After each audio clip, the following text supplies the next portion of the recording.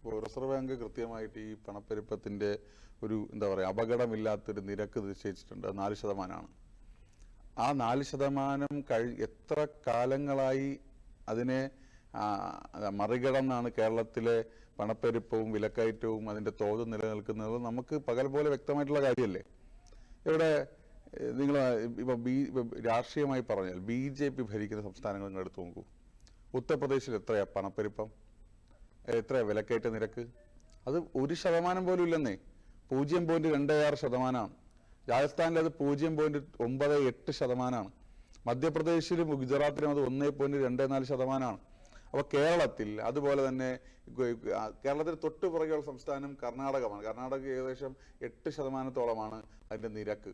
അതുപോലെ കേരളത്തിലെ നമ്മുടെ ഗ്രാമങ്ങളിലും അതുപോലെ തന്നെ നമ്മുടെ ഈ കേരളത്തിലെ നഗരങ്ങളിലുമുള്ള പണപ്പെരുപ്പം, വിലക്കയറ്റം, അതിൻ്റെ ഒരു തോത് നമ്മൾ പരിശോധിക്കണ്ടേ? കേരളത്തിലെ ഗ്രാമങ്ങളിൽ 10%-ലധികമാണ്. സംസ്ഥാന ശരാശരിയേക്കാൾ വിലക്കയറ്റം കേരളത്തിലെ ഗ്രാമങ്ങളിൽ നിലനിൽക്കുന്നു എന്ന യാഥാർത്ഥ്യമുണ്ട്. ഈ കാർഷിക വൃത്തിയും കാര്യങ്ങളും എല്ലാം നടക്കുന്ന ഗ്രാമങ്ങളിൽ കൂടിയാണ് നമ്മൾ ഈ പറയേണ്ടത്. 6.72% വിലക്കയറ്റത്തിന്റെ തോത് നമ്മുടെ ഈ പറയുന്ന നമ്മുടെ അർബൻ മേഖലയിൽ, നമ്മുടെ നഗരങ്ങളിൽ നിലനിൽക്കുന്ന സാഹചര്യം ഇവിടെ ഉണ്ട്.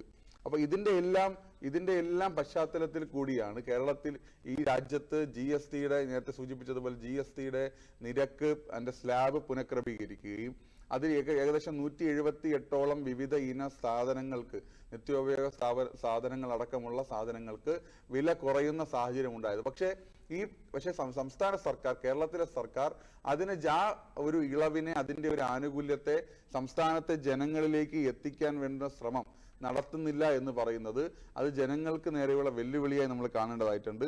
അതുപോലെ ഈ വിലക്കയറ്റം ഈ രാജ്യത്ത് ഈ പറയുന്ന രീതിയിൽ നിങ്ങൾ ഈ വിമർശനം ഉന്നയിക്കുന്ന രീതിയിലേക്കുള്ള വാങ്ങൽ ശേഷിയൊക്കെ കുറവാണ് എന്ന് പറയുമ്പോഴും നമ്മൾ മനസ്സിലാക്കേണ്ടത് വലിയ രീതിയിലൊരു വ്യാപാര യുദ്ധം ഈ പറയുന്ന അമേരിക്കയുമായി US-ഉമായി നടക്കുന്ന ഒരു പശ്ചാത്തലം കൂടി നമുക്കത് ഇതിനെല്ലാം ചേർത്ത് വായിക്കേണ്ടതായിട്ടുണ്ട് എന്നുള്ളതാണ് എനിക്ക് പൊതുവെ സൂചിപ്പിക്കാനുള്ളത്. പക്ഷേ ഒരു സർക്കാരിന്റെ കടമ കൃത്യമായി കേന്ദ്ര സർക്കാർ നിർവഹിക്കുന്നുണ്ട്.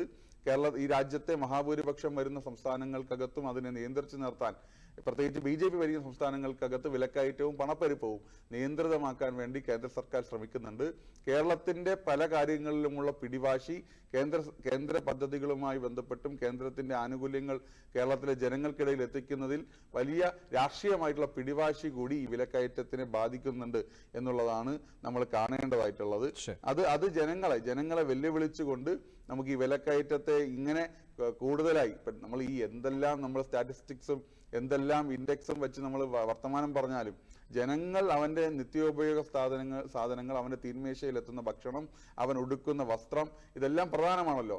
ഇതിനെല്ലാം രാജ്യത്തുടനീളം വില കുറയുകയും പക്ഷേ സംസ്ഥാനത്ത് കേരളത്തിൽ അതിന് വില അനിയന്ത്രിതമായി വർദ്ധിക്കുകയും ചെയ്യുന്ന സാഹചര്യം എന്തുകൊണ്ടും അത് ശുഭകരമല്ല.